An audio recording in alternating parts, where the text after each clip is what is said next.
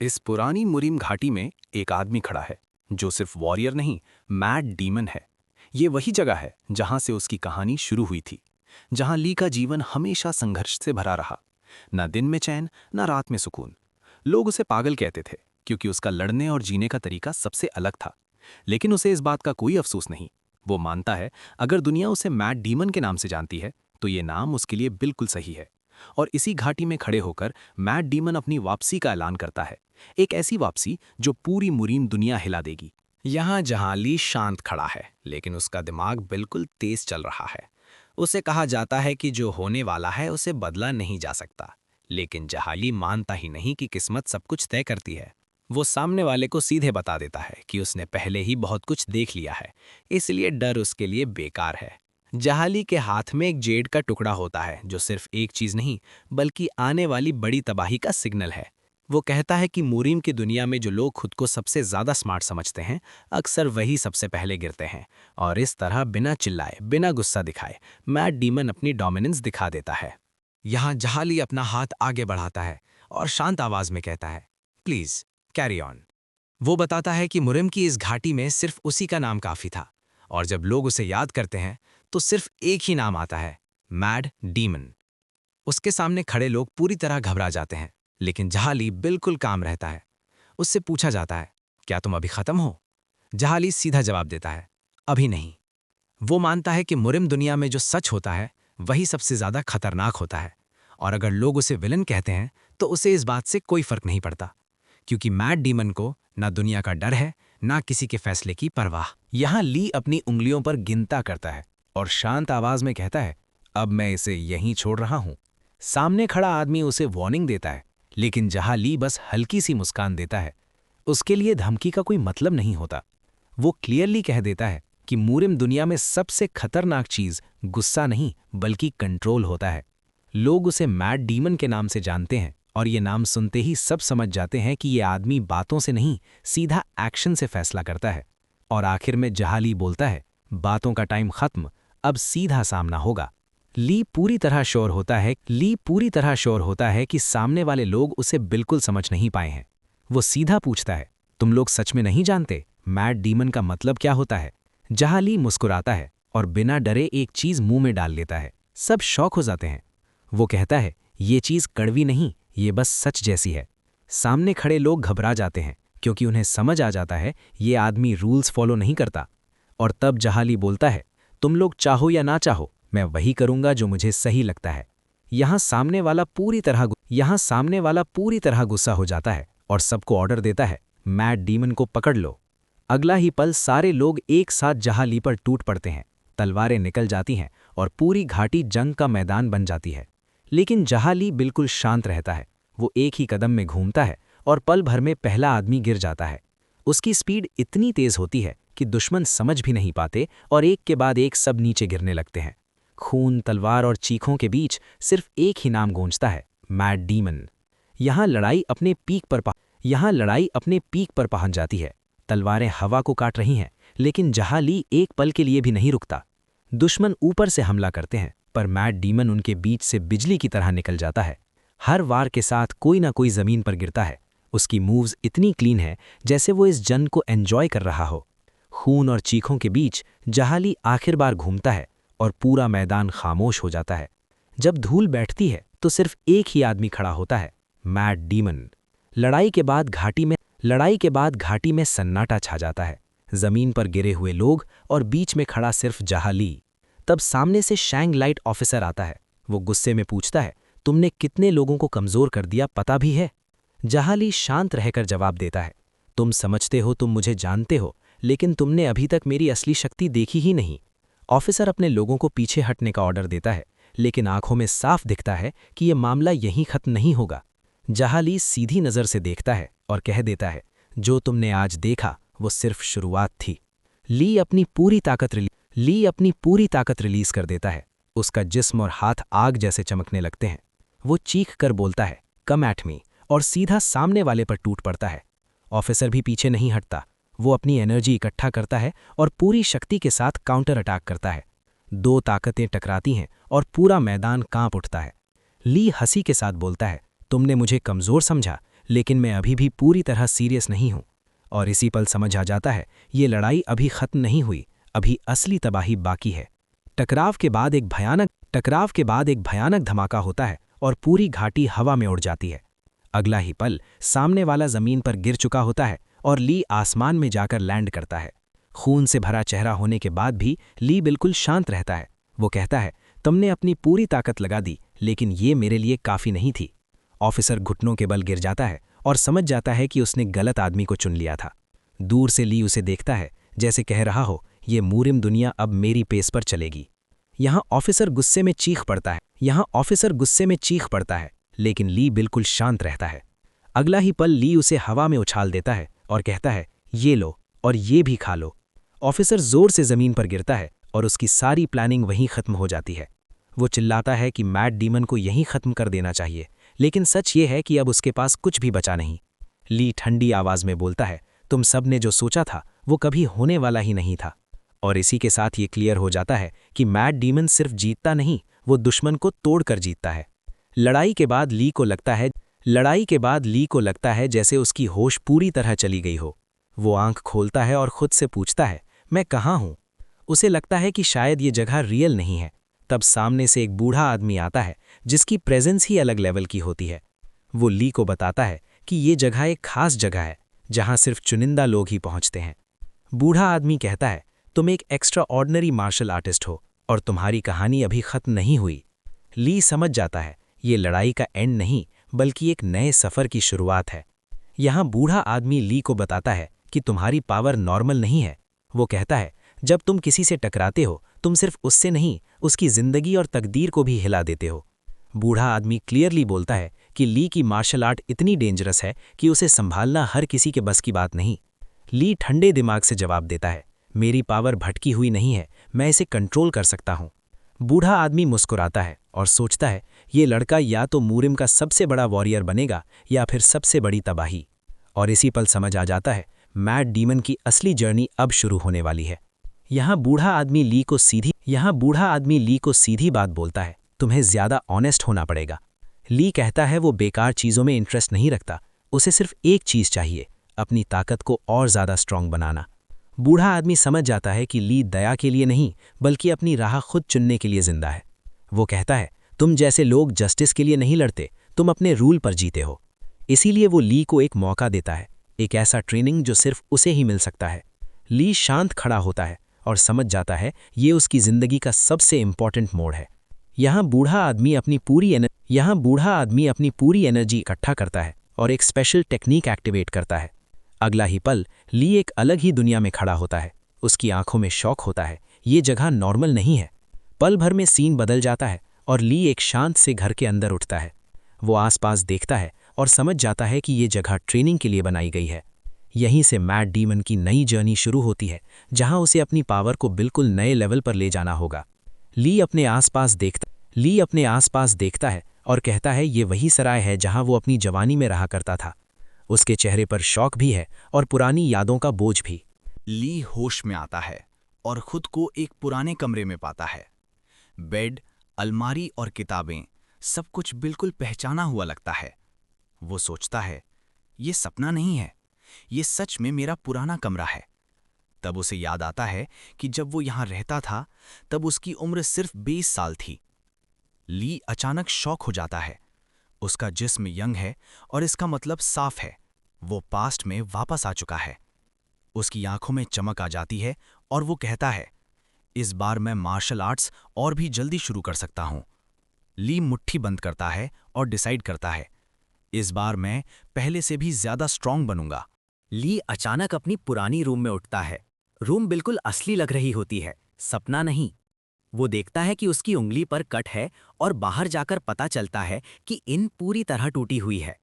तब ली समझ जाता है, मैं पास्ट में वापस आ चुका हूं। ली डिसाइड करता है कि इस बार वो पहले से ट्रेनिंग स्टार्ट करेगा और पिछली जिंदगी से ज्यादा स्ट्रांग बनेगा। बाहर से मजाक, पर अंदर से फ्यूचर का पूरा प्लान रेडी। ली होश में आता है और देखता है कि उसके हाथ चेहरे पर चोट है। उसे याद आता है कि एक छोटी सी मजाक वाली बात गलत अफवाह बन गई थी, जिसके बाद लोगों ने उसे पीटा और इनको तोड़-फोड़ दिया। इनकी हालत देखकर ली समझ जाता है कि ये वही पुराना टाइम है जहां से सब बिगड़ा था। ली अपने शरीर को चेक करता है और शॉक होता है। उसके अंदर ची है, जबकि इस टाइम पर उसे ची आनी ही नहीं चाहिए थी। अब ली डिसीजन लेता है, पहले अपनी बॉडी और ची को कंट्रोल करेगा, फिर अपनी पुरानी मार्शल आर्ट को दोबारा सीखेगा जो उसने मैड डीमन के टाइम यूज की थी। सुबह से रात तक का सीन दिखाया जाता है और जहां ली को धीरे धीरे यकीन हो जाता है कि ये सपना नहीं, सच है। वो अपने हाथ, अपना जिस्म महसूस करता है और कहता है, मैं सच में पास्ट में आ चुका हूं। कमरे में बैठकर वो अपनी एनर्जी चेक करता है और शॉक हो जाता है, क्योंकि इतनी कम एज में वो पहले ही फर्स्ट स्टेज तक पहुंच चुका होता है। जहां ली समझ जाता है कि ये सब उस हेवनली पर्ल की वजह से है जो उसने पहले निगल ली थी। हालांकि उसकी पूरी पावर अभी अनलॉक नहीं हुई, लेकिन वो मुस्कुराकर कहता है, अब जल्दी नहीं है, इस बार मैं पहले से भी ज्यादा तेज स्ट्रांग बनूंगा। और रात को शहर की तरफ देखकर मैड डीमन अपनी नई जिंदगी का पहला कदम बाहर रखता है। ली जो पहले एक साधारण सा एरेंड बॉय था, सब लोग उसे कमजोर और बेकार समझते थे। लोग उसका मजाक उड़ाते, उसे मारते पीटते और उसकी कोई वैल्यू नहीं थी। एक दिन ली गलती से प्लम ब्लॉसम ब्रॉथल का नाम ले लेता है और बस वहीं से उसकी जिंदगी और भी ज्यादा बर्बाद हो जाती है। गार्ड्स उसे बुरी तरह पीट देते हैं और उसे नीचा दिखाते हैं। ली चुपचाप सब कुछ सहता रहता है, लेकिन अंदर ही अंदर उसका गुस्सा बढ़ता जाता है।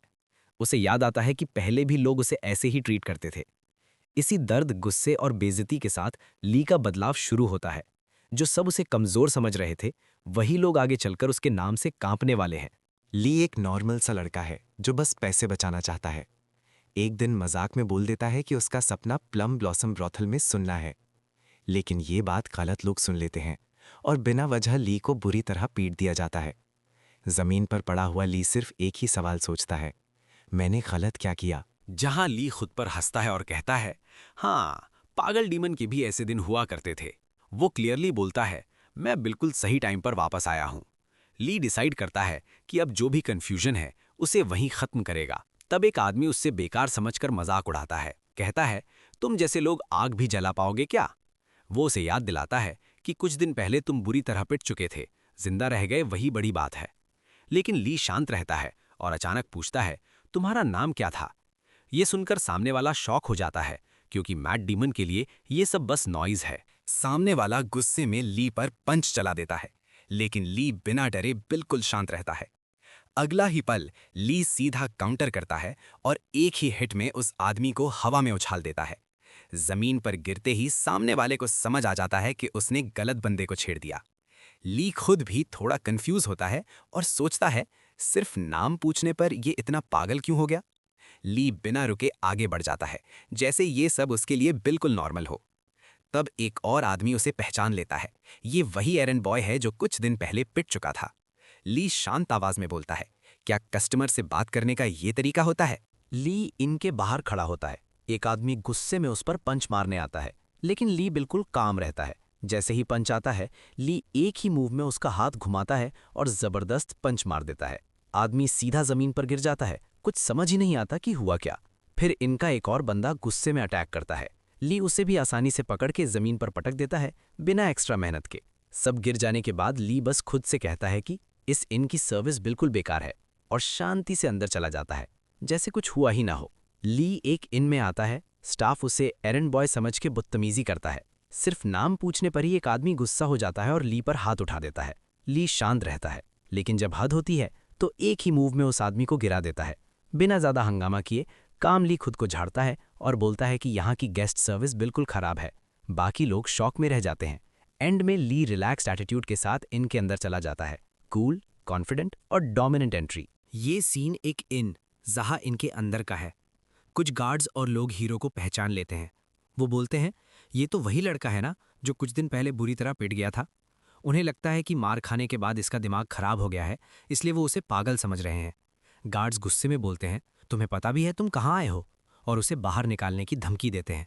तब हीरो बिल्कुल काम रहकर बोलता है, ये जगह पीने की है और तुम्हें लगता है मैं बिना जाने यहाँ आ गया। उसका कॉन्फिडेंस स्माइल गार्ड्स को और ज्यादा कंफ्यूज कर देता है। एक गार्ड शॉक में कहता है, ये सच में पागल हो चुका है। लेकिन तभी अंदर से ऑर्डर आता है, ये वही लड़का है जिसे कुछ दिन पहले इसी जगह मार के भगा दिया गया था।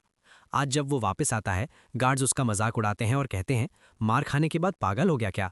लेकिन हीरो बिल्कुल डर के बिना कहता है, मुझे पता है ये जगह क्या है। उसका कॉन्फिडेंस देखकर सब शॉक हो जाते हैं। तब इनका बॉस खुद आगे आता है और बोलता है, इसे अंदर आने दो और बेस्ट ड्रिंक सर्व करो। जिसे लोग एरेंड बॉय समझते थे, आज वही लड़का स्पेशल गेस्ट बन जाता है। यहीं से शुरू होता है हीरो का असली राइस। हीरो एक महंगी इन बार में जाता है। स्टाफ उसे पहले वीक समझ के रूड होता है, पर हीरो कॉन्फिडेंटली बोलता है, सबसे महंगा लाओ। वहीं हमें पता चलता है कि हीरो पास्ट से वापस आया हुआ है, रीइनकार्नेशन या रिग्रेशन, और उसे याद है कि पहले क्या गलतियां हुई थी। लोग उसके बारे में अफवाह फैलाते हैं, उसका मजाक उड़ाने की वजह से इन टूट चुकी थी। अब हीरो कामली ऑब्जर्व कर रहा है और डिसाइड कर चुका है कि इस बार सब कुछ अलग करेगा। हीरो एक हाई क्लास इन या रेस्टोरेंट में स्पेशल गेस्ट की तरह ट्रीट किया जा रहा है। उसे टॉप क्वालिटी लिकर और खाना सर्व होता है। वो कामली ऑब्जर्व करता है, ड्रिंक को स्मेल और कलर से जज करता है और क्लियरली बताता है कि वो कोई नॉर्मल एरेंड बॉय नहीं है। एंड में वो चाह्यांग नाम की लड़की को बुलवाने का ऑर्डर देता है, showing he has power and confidence. एक एरेंड बॉय यानी डिलीवरी लड़का को एक हाई क्लास ब्रॉथल या इन में ले आया जाता है। बॉस बोलता है कि बेचारा लड़का है, इसे अच्छे से ट्रीट करो, खाना ड्रिंक्स दो। लड़का काम और कॉन्फिडेंट है, बिना डरे वहां बैठकर ड्रिंक करता है। वहां एक गार्ड डोंगवॉक उसे नीचा दिखाने की कोशिश करता है, बोलता है सीन मत क्रिएट करो और पीकर निकल जाओ। पर लड़का स्मार्टली बात पलट देता है, डोंगवॉक का नाम लेके सीधा एड्रेस करता है। इससे पावर शिफ्ट हो जाता है। मैसेज क्लियर है, ये लड़का सिर्फ एरेंड बॉय नहीं, दिमाग और कंट्रोल दोनों रखता है। सीन टेंशन बिल्ड करता है और आगे के कॉन्फ्लिक्ट का हिंट देता है। ली एक ब्रॉथल या इन में सिर्फ शांति से ड्रिंक करने आता है। उसका इंटेंशन सिंपल है, थोड़ा पी के निकल जाना और चैयांग को देखना। लेकिन डोंगवाक और उसके लोग बिना वजह ली को नीचा दिखाते हैं और गुस्सा हो जाते हैं। डोंगवाक अटैक करता है, पर ली बिल्कुल काम रहता है और एक ही मूव में उसका हाथ पकड़कर कंट्रोल दिखा देता है। ये दिखाता है कि ली एक्चुअली काफ़ी स्ट्रांग है। तभी चयांग एंट्री लेती है, सिचुएशन समझ जाती है और डोंगवॉक को बाहर भेज देती है। मेन कैरेक्टर ली एक शांत और डेंजरस बंदे जैसा लगता है, जो बस चुपचाप ड्रिंक करके निकलना चाहता था। लेकिन उसके सामने आती है चयांग, स्ट्रॉन्ग, बोल्ड और स्ट्रेट फॉरवर्ड लड़की। जब ली थोड़ा स्माइल करता है, चयांग उसे गलत समझ लेती है और क्लियरली कह देती है कि पैसे या फोर्स से वो किसी के साथ नहीं जाती। यहीं से पता चलता है कि ये नॉर्मल रोमांस नहीं, बल्कि पावर, प्राइड और बाउंड्रीज की कहानी है। ली भी तुरंत क्लियर कर देता है, उसे बॉडी नहीं, सिर्फ चयांग की आवाज़ और उसका टैलेंट चाहिए। इस मोमेंट में दोनों कैरेक्टर्स की पर्सनैलिटी क्लैश होती है।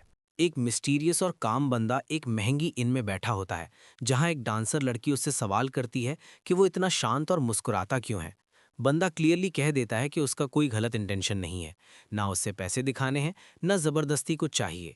लड़की भी अपनी बाउंड्री क्लियर करती है और बोलती है कि वो किसी के साथ सिर्फ पैसे के लिए नहीं सोती। लेकिन तभी सीन टेंस हो जाता है जब गार्ड्स अंदर घुस आते हैं और उस बंदे को थ्रेट देते हैं जैसे वो यहाँ मरने आया हो। पर बंदा बिल्कुल नहीं घबराता, शांति से अपना ड्रिंक खत्म करने की बात करता है, जैसे उसे सिचुएशन का पूरा कंट्रोल हो। इनके गार्ड्स सोचते हैं कि ली बस एक नॉर्मल बंदा है, इसलिए पहले एटीट्यूड दिखाते हैं। ली कामली उनको प्रोवोक करता है, बोलता है तो मुझे कभी भी मार सकते हो, राइट? गार्ड्स हंसने लगते हैं, कॉन्फिडेंट हो जाते हैं। फिर सीन फ्लिप होता है। ली उनके बीच शांति से बैठकर कंट्रोल ले लेता है। वो उन्हें रिस्पेक्ट, करेज और रियल मैन होने का मतलब सुनाता है और बोलता है लास्ट क्लास पी लो। ली फाइट से ज्यादा माइंड गेम प्लस प्रेजेंस से डोमिनेट करता है। गार्ड्स को समझ आ जाता है कि ये बंदा सिंपल नहीं है। इनके अंदर गार्ड्स ली को घेर लेते हैं। उन्हें लगता है ली वीक है, इसलिए पहले उसे टॉन्ट करते हैं और मजाक उड़ाते हैं। ली बिल्कुल शांत रहता है, हल्की सी स्माइल के साथ उन्हें और प्रोवोक करता है और आराम से ड्रिंक ऑफर कर देता है। गार्ड्स ओवर कॉन्फिडेंट हो जाते हैं और डिसाइड करते हैं कि ली को बाहर ले जाकर प्रॉपर तरीके से पीटना चाहिए। ली आराम से टेबल पर बैठा हुआ ड्रिंक पीता रहता है। उसके चेहरे पर कोई टेंशन नहीं, बिल्कुल रिलैक्स्ड। गार्ड्स ये देखकर कंफ्यूज हो जाते हैं। उनके दिमाग में चल रहा होता है, इतनी पिटाई के बाद भी ये बंदा इतना शांत कैसे है। ली कैजुअली बोलता है कि जो गुस्सा और पागलपन था, अब सब निकल चुका है। फिर ठंडी सी स्माइल के साथ कहता है, मेरे पुराने दोस्तों, क्या मैं इतना बड़ा जोक लगता हूँ? ये सुनते ही गार्ड्स का गुस्सा और बढ़ जाता है। वो कहते हैं कि पहले वाली पिटाई पर ही रुक जाना चाहिए था, और ली बस हल्का सा हंस देता है। इस मोमेंट में क्लियर हो जाता है, ली ना सिर्फ फियरलेस है, बल्कि सिचुएशन को पूरी तरह कंट्रोल कर रहा है। गार्ड समझ जाते हैं, ये बंदा नॉर्मल नहीं, ये तो असली ट्रबल है। सामने बैठे गार्ड्स उसको हल्का समझ के मजाक उड़ाते हैं और हंसते हैं। उनको लगता है कि ली पहले पिटने के बाद टूट चुका होगा, पर ली अंदर से बिल्कुल काम है। जैसे ही गार्ड्स अटैक करने आते हैं, ली एकदम लाइटनिंग फास्ट मूव करता है। टेबल उलट जाता है, खाना और बर्तन हवा में उड़ जाते हैं। ली सिर्फ एक ही मूव में सब गार्ड्स को नीचे गिरा देता है। अब हंसी बंद और सबको समझ आ जाता है ली कोई जोक नहीं है, बल्कि खुद खौफ है। जैसे ही वो लड़की कमरे के अंदर कदम रखती है, उसका चेहरा तुरंत सख्त हो जाता है। वो इधर उधर देखती है और अचानक रुक जाती है। ये क्या? उसकी आंखों के सामने गार्ड जमीन पर पड़े हुए होते हैं, चारों तरफ टूट फूट और खून के निशान। वो एक कदम पीछे हट जाती है, दिल तेज धड़कने लगता है। ये मजाक है क्या? तभी उसकी नज़र बीच कमरे पर पड़ती है। वहां खड़ा होता है वही लड़का, शांत, बिना किसी इमोशन के। ली उसे देखता है और कहता है, हे ओल्ड हैग। ली आगे बोलता है, मुझे वही थर्ड रेट डुकोंग लेकर और ले आओ। ओल्ड हैग थोड़ी सरप्राइज्ड होती है और कहती है, थर्ड रेट? माफ कीजिए, पर यह थर्ड रेट नहीं है, ये हाई क्लास डुकोंग लेकर है। ली ठंडी और तेज नज़र से देखता है, तुम किसको बेवकूफ़ बना रही हो? फिर ली कामली कहता है, मैं उन लड़कियों पर हाथ नहीं उठाता जिन्हें मार्शल आर्ट्स नहीं आता। ली जमीन पर गिरे गार्ड्स के बीच शांति से बैठा होता है। चारों तरफ टूटी लकड़ी, टूटी बोतलें और खामोशी छाई होती है। ली हल्की हंसी के साथ बोलता है, हंसो, तुम लोग क्यों नहीं हंस रहे?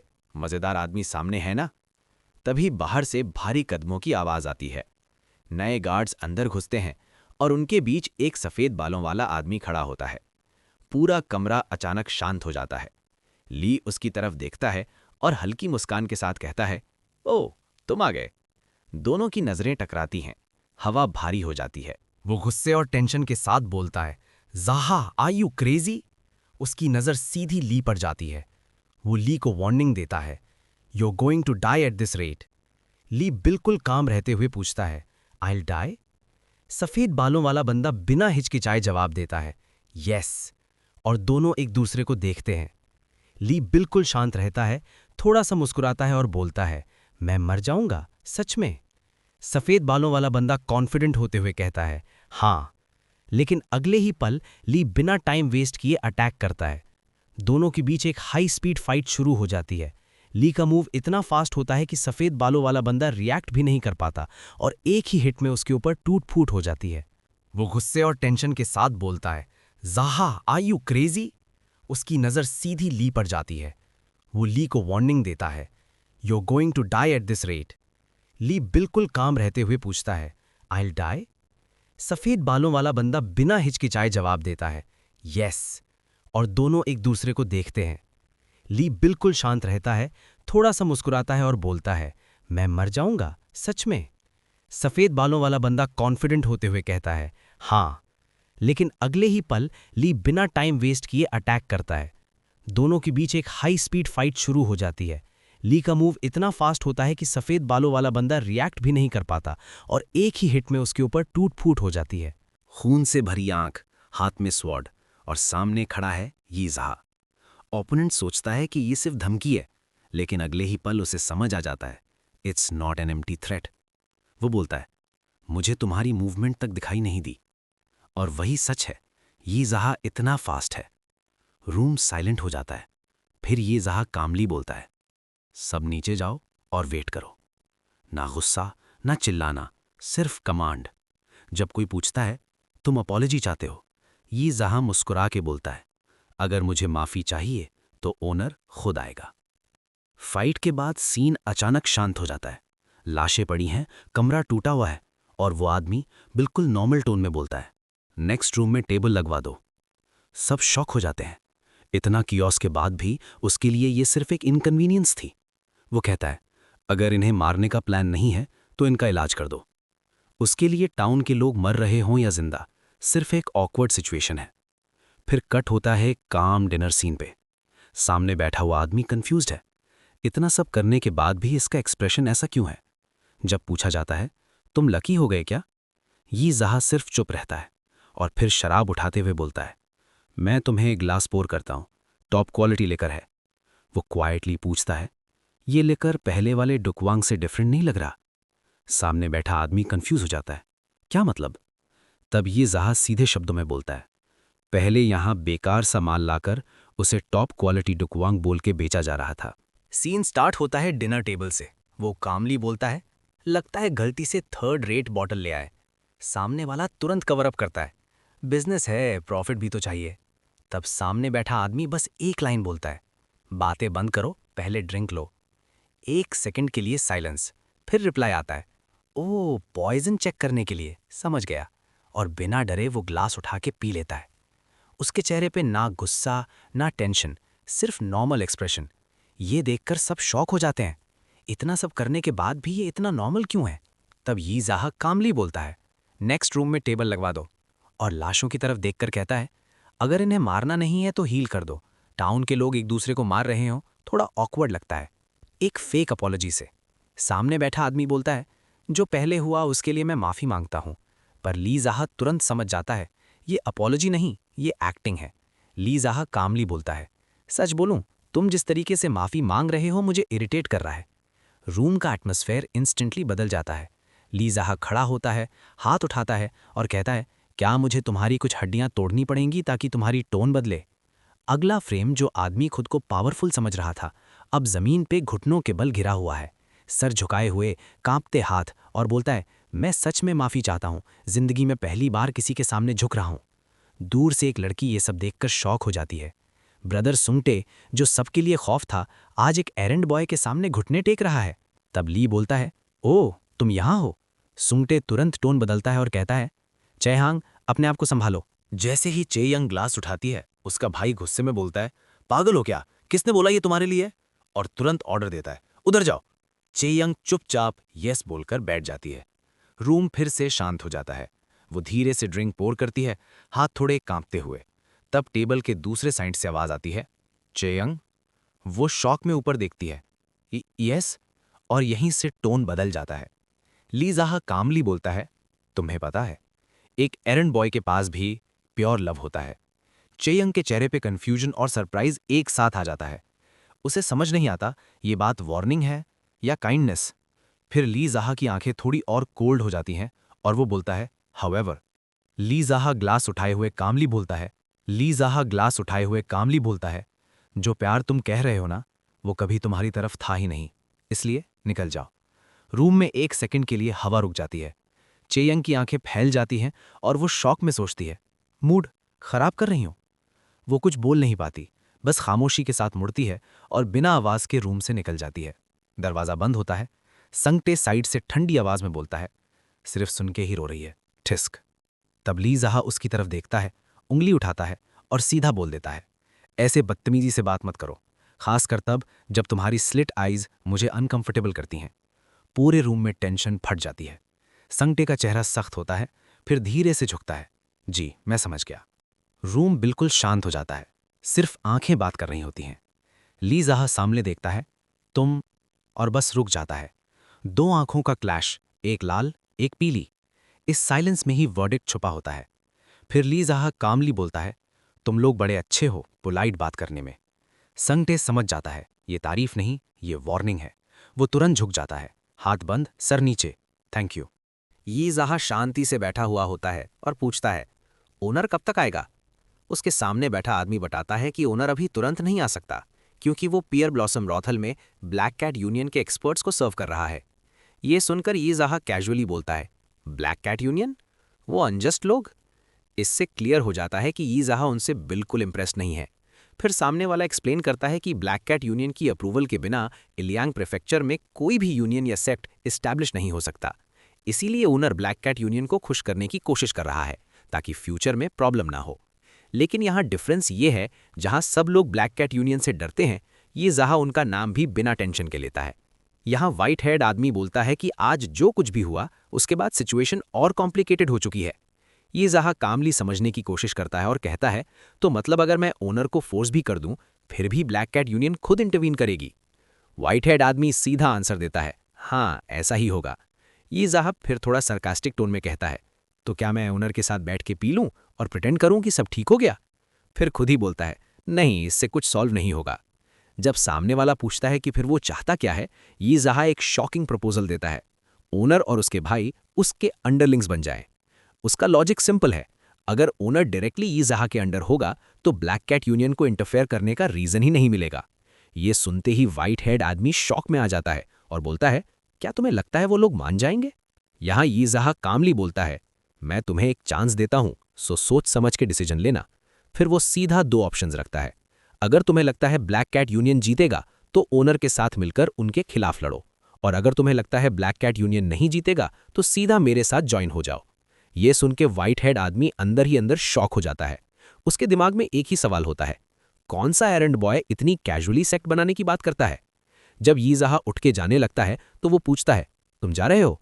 यीज़हा पलट के कामली बोलता है, क्या तुम्हें लगता है मैं भाग रहा हूं? व्हाइट हेड आदमी सिर्फ एक शब्द बोलता है, हाँ। यीज़हा थोड़ा सा स्माइल करता है और कहता है, तुम खुद पिटने की रिक्वेस्ट कर रहे हो, और जाते जाते पोलाइटली बोल देता है, सेफली वापस जाना, आज की ड्रिंक्स मेरी तरफ से। जैसे ही यीज़हा कॉरिडोर में आता है, सारे गार्ड्स उसके दोनों साइड खड़े हो जाते हैं और ऊपर से आवाज आती है, make way you low lives. यीज़हा के फेस पे हल्का सा स्माइल होता है, जैसे वो सिचुएशन को एंजॉय कर रहा हो। तब पीछे से गुस्से में चिल्लाता हुआ एक गार्ड बोलता है, वो एरंड बॉय कहाँ है? उसने मुझ पर हाथ उठाया। गार्ड गुस्से में यीज़हा पर पंच मार देता है, लेकिन नेक्स्ट मोमेंट सब फ्रीज हो जाते हैं। यीज़हा कामली गार्ड के पीछे खड़ा होता है और कैजुअली बोलता है, हे डोर कीपर, तुम जाग रहे हो? गार्ड को समझने का मौका भी नहीं मिलता, यीज़हा एक ही पंच में उसके चेहरे पर वार करता है। अगले सेकंड में वो गार्ड हवा में घूमता हुआ सीधा जमीन पर जा गिरता है।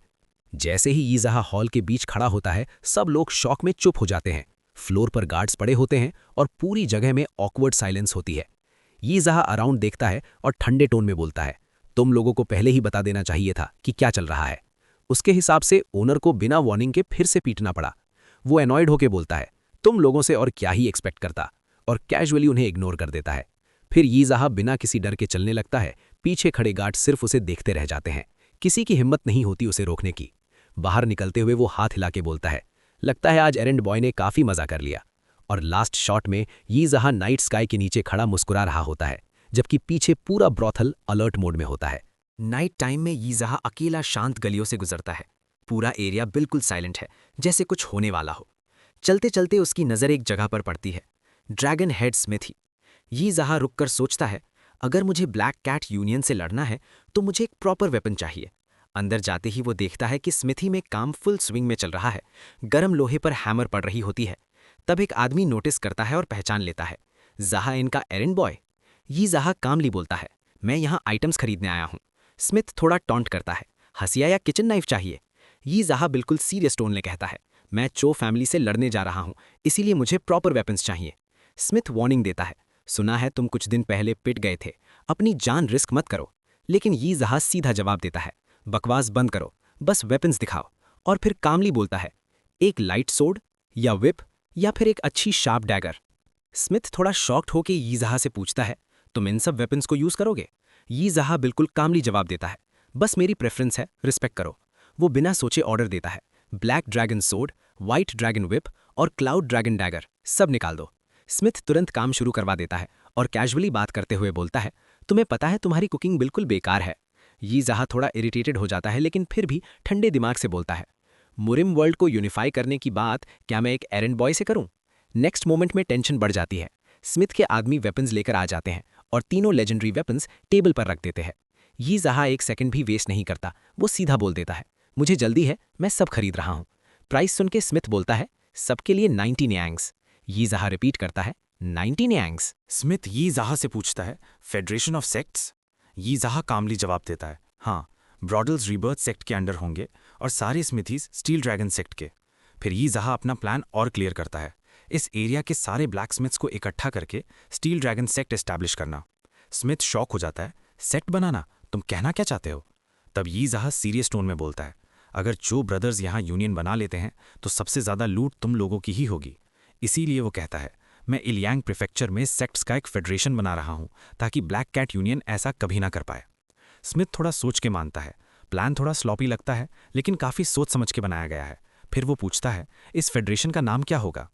यीज़हा एक डार्क स्माइल के साथ कहता है, लो लाइव्स के लिए एक जगह जहां सबका डर्टी एंड हो। यीज़हा अपनी आंखों में कोल्ड ग्लेयर के साथ बोलता है, लो लाइव्स और डर्टी एंड, इन दोनों को मिला के नाम बनेगा हाउस एक्ट। ये सुनते ही स्टील ड्रैगन लीडर कुछ देर के लिए चुप हो जाता है। हाउस एक्ट, वो नाम को फील करता है, फिर थोड़ा टॉन्ट मारते हुए बोलता है, एक एरंड बॉय सेक्ट बनाएगा और तुम सोच रहे हो चो ब्रदर्स का सामना कर लोगे? यीज़हा बिना हिचकिचाए बस एक लाइन बोलता है, यूल सी। अगले ही मोमेंट लीडर अपना फैसला सुना देता है, इसे वेपन्स फ्री में दो। ये सुन के सब शॉक हो जाते हैं, फ्री? उधार भी नहीं? लीडर सिर्फ इतना कहता है, अगर जिंदा रहे तब बात आगे बढ़ाएंगे। ये जहा हल्की सी स्माइल के साथ जवाब देता है, लेट्स डू दैट। और रात के सन्नाटे में ये जहा अकेला बैठकर सोचता है, हाउस सेट का जन्म हो चुका है, अब मुरिम का बैलेंस हिलने वाला है।